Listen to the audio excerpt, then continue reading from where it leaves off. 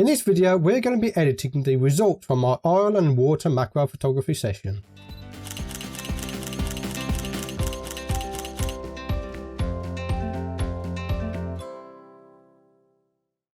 Hello, my name is Stuart Wood and welcome to this video. In this video, we're going to edit the results from our oil and water macro photography session that we did in this video here.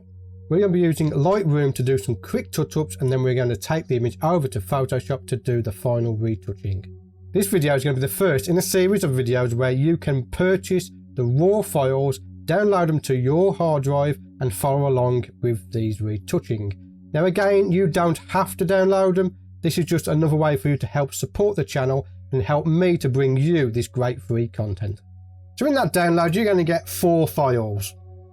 And these are the 4 of my favourites that I got from the session that we did in the previous video. Now obviously, because of time restraints, I'm not going to be able to edit all 4 of these, but the procedure for editing them is exactly the same on all 4. The one I've chosen I want to edit is number 4. So we're going to go over to the develop module here.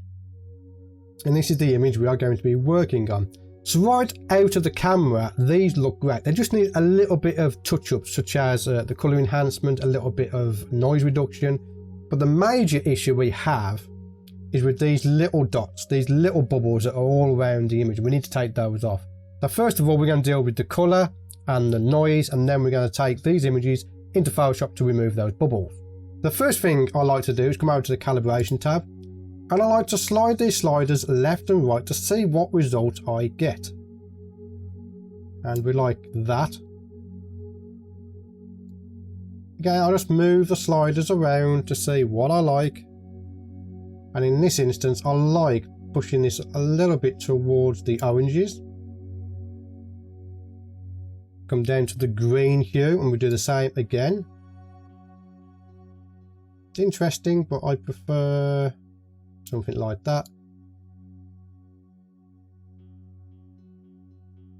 Again, you don't have to follow along 100% accurate with my numbers. You can use your own numbers, put in your own adjustment. It's the best way to learn. So I do encourage you to try your own experiment on this file. After I've done the calibration, I'm going to come up to the basic tab here. And you can play around with these sliders here if you wish to. You can also increase the saturation if you wish to. Again, I'm not going to do that because I'm happy with the out of camera result. Again, you can do that if you wish to. But the one we really want to look at is the tone curve. And I'm not going to do anything complicated here. All I'm going to do is just come to the point curve and select strong contrast. You can see there that has put up our contrast there. Look, there's before, after. And then we want to come down to detail. We want to leave sharpening at 40, but we do want to put this mask up. And generally, I find 50 is a good rule of thumb for that particular mask. Then we can come down to noise reduction. With a lot of experimentation, I know what noise reduction to put onto this image because it is shot with my 80D. And if we look at the metadata, we've got ISO 800. Okay. And I know for a fact that I can get away with 50 on noise reduction on there. Plus, it's an abstract piece of a photograph, which means we can push it a little bit more than we normally do. Okay, so that is the detail done. You're not going to notice no difference there unless we zoom all the way in. Let's zoom all the way in so you can see. Let's turn it on and off. So you can see there's the noise without the noise reduction, and that is with. So we are now done with Lightroom. We're going to throw this image over to Photoshop and do the rest of the retouch in Photoshop. So to do that, we're going to come up to Photo, Edit in, and Adobe Photoshop 2020. So for the rest of this retouching, I'm going to be using my Wacom tablet. You do not want to edit on the actual background. We want to create a new layer. So let's create a new layer. And I'm going to name this Edits. If I can spell it. Right, so let me show you what it is we want to remove. These are all air bubbles inside of our oil, and we want to remove all that because we want a nice smooth bubble. We don't want these in here. So first of all, getting a little bit tighter. I'm going to start up the top here. What I would use for this initially would be the healing brush tool. And making sure you got the healing brush tool, not the spot healing brush tool, but the healing brush tool. Make sure you're using current and below. Right, and what I want to do is show you this now. I'm just going to select a point by holding down the Alt key. You click to select, and then we just paint, and that removes that particular bubble. This is the problem we got here. Can you see here? When I'm holding it down, you can see the point, the square, where I selected the area. When I move the cursor, the source point will stay where it is. It will not move. What we're going to do is we're going to get repeated textures if we do that. But there is a simple way to get around it. If we come up here and tick aligned, if I now select a new area, brush over just like we did before. Now watch the source cursor again. You'll see that it moves with my cursor. This is the tool that we're going to be using for this. So let's quickly go through and get rid of some of these bubbles. Let's concentrate on this one up here first. Okay. I can quickly just go through and remove those bubbles. What you want to do is just make sure that your brush size is just slightly larger than the bubble you're removing. When you come across something that's a little bit bigger, if we carry on and try and do this now, we are going to copy over parts of the bubble or object we're trying to remove. Let's undo that. So what I'm going to do is just select a new source area and then paint over it. And selecting new source areas will help to reduce the repeated textured look that you can get from using these tools. Okay, so I've cleaned off that bubble now. So let's look at the before and after. You see there the before and after. I'm going to go ahead now and clean off the rest of the bubbles, and then we'll do the water in between the oil. I've gone ahead and removed all the bubbles from inside the oil. You can see before and an after. And I've started to remove the bubbles up the top here out of the water. Now I've come across an area here now where I really want to show you the power of the retouching tools in Photoshop. So these bubbles here, we've got 1, 2, 3 and 4 just here. I want to keep those, but the little bubbles from in between I want to remove. And I'm going to show you what happens if you try and use the healing brush tool to do this. So again, I'm on my edits layer. I'm going to click the healing brush tool. Let's just zoom in a little bit more so you can see what's going on. And this bubble here is fine. We can get rid of him, okay. But any bubble that is intersecting an edge is going to cause this kind of blurring effect. And this is not what we want. So when you hit a problem like this where the healing brush tool is just causing a blur, that's when you want to switch to the clone stamp tool. Let's undo that. We're going to select the clone stamp tool. Again, making sure current and below is selected, and in this case we're going to unselect aligned. I'm going to alt click to select where I want to clone from, and then I'm just going to start painting in.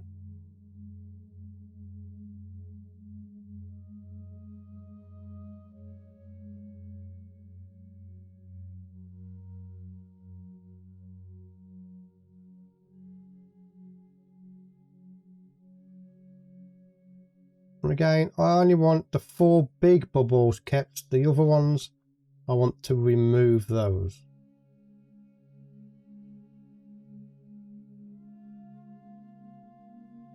Okay. Now that we've done that, we've broken it up and we have no edges that are touching now, we can select our healing brush tool. And we can come in here now and just clean up these parts just as we did before.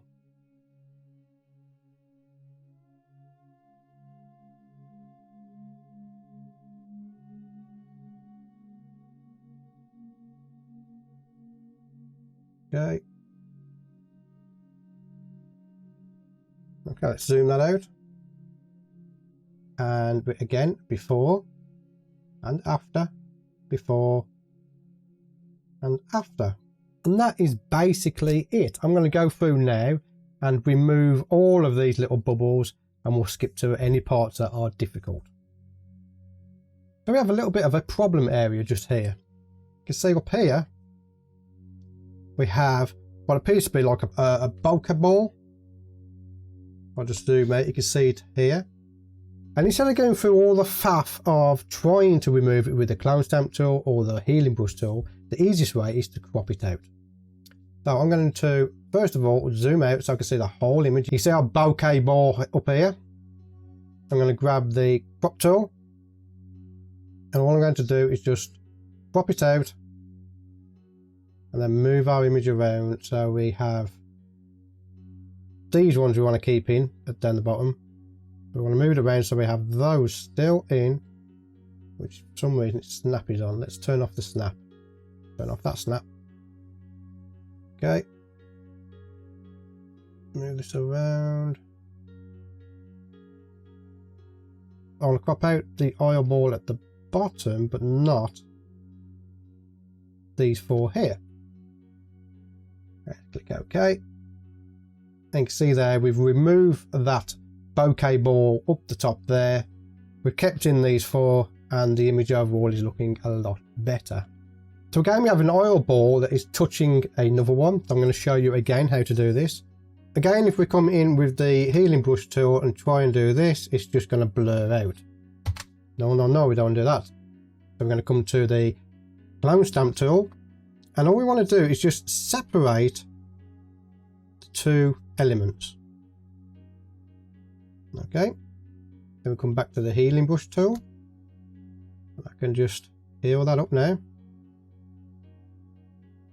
You can see how it does it progressively as you brush. And then this edge here we can now heal using the same technique. There we go. So that is how you can swap between the healing brush tool and the clone stamp tool to get the job done.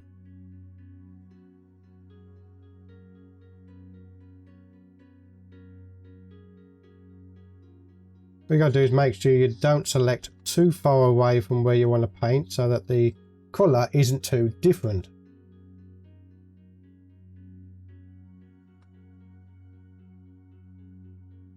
There we go.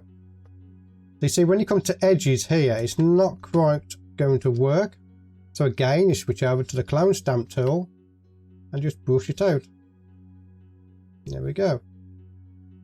Here is another perfect example of what I'm talking about. So again, I'm going to select the clone stamp tool. We're going to clone out anything by the edges.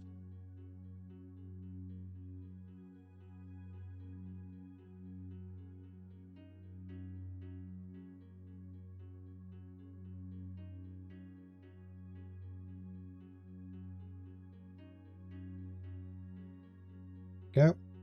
Then we will grab the healing brush tool again, and you see here we have a bit of a repeated texture. We're just going to remove that. Always keep an eye out for repeated textures because that's what's going to give the game away that you have retouched the image. There we go. So in this instance I want to keep 1, 2, 3, 4, but these ones I want to remove. So what I'm going to do here is I'm going to start removing the bubbles from around the outside, so I have a clean area to select like that. I'm going to come back to the clone stamp tool. We're going to remove those edges exactly the same as we did before.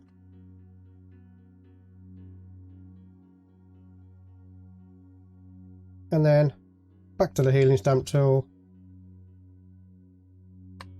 And we can just remove these. There you go. So in this case here, we have a bubble, a very small bubble, that is intersecting the edge of the frame. So if I just zoom out here, you'll see it just here. Okay. In that instance, we don't want it at all. We don't want it there at all. So I'm just going to remove the whole thing. So again, I'm going to select the clone stamp tool. I'm going to select the point in the middle here where it's clean. And then we're just going to remove that. All I'm going to do is I'm just going to use the clone stamp tool and I'm just going to break it up into little pieces that is easier to manage.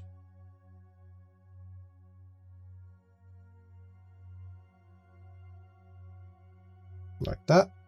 Back to the healing brush tool, and now we can start to heal away.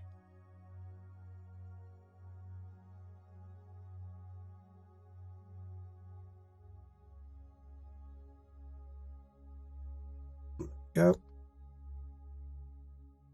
I got a bit too close to the edge there, so we're going to, again, clone stamp it, and out it goes.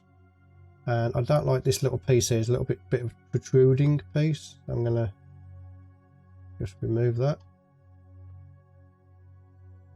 And there we go. And that's the job done. That is how basic it is. So that's methods in using the healing brush tool and the clone stamp tool to remove unwanted objects in your macro photography. Now we use this example of oil and water. It is not limited to just oil and water. This is the same technique I use for removing grains of sand off my jumping spiders and editing my mantises images.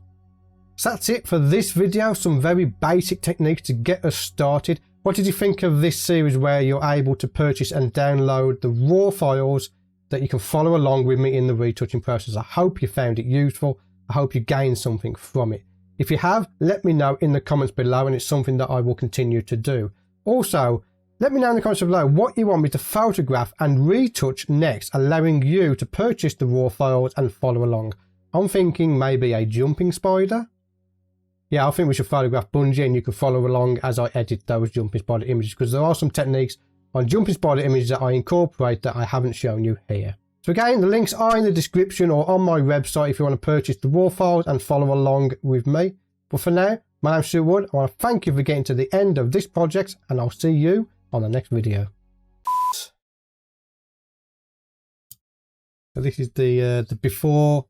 This is the before. I swear to God, that's blurred. Hello, my name's Stuart Wood, and welcome to this video. In this video, we're... Oh, that flickered. Yeah. We're going to be using Lightroom for... Now, would you be... This is the first video that is going to incorporate that new process of learning. Learning. Some of the other different colours that this is a newer tablet, but the newer tablets from Wacom just don't seem to be able to take the punishment that their old tablets used to take. I don't know why. Probably so they make you buy a new one. These are all little air bubbles, all in our little and editing my